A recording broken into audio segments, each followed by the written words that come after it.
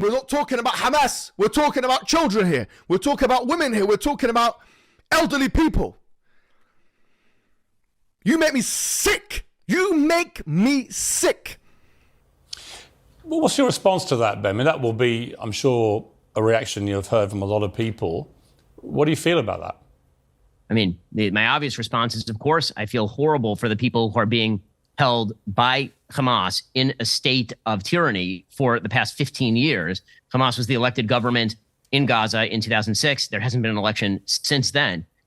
All the people who are today ranting, as you heard Mohamed Hijab doing right there, I don't hear them talking about liberating Gaza from Hamas, which is the greatest threat to the way of life of Gazans on planet Earth.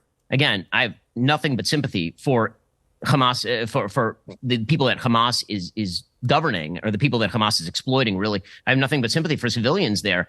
Israel has to defend itself. I don't understand exactly what the expectation would be here. Is the expectation that because Hamas uses human shields, that Israel therefore has to go home and wait to have its people murdered again? Israel tried it the way that Mohamed Hijab and others would like. Israel literally pulled, in 2005, they literally pulled thousands of Jews out of the Gaza Strip. It was called the disengagement, and it was massively unpopular in wide swaths of Israel. They pulled out, they built a wall, and they basically said, go ahead and govern yourselves.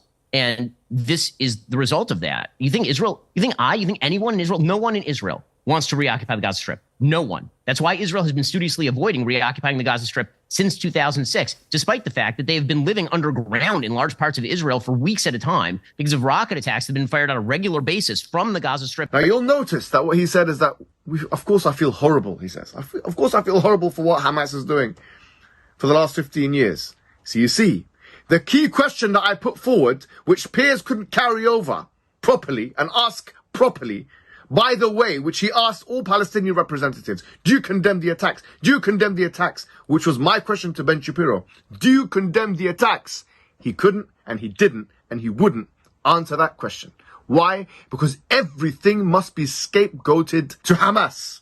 Everything must be scapegoated to Hamas. Even before Hamas was an entity, the terrorism narrative was still in force by the Israelis against the secular PLO. This cannot and it will not fly anymore.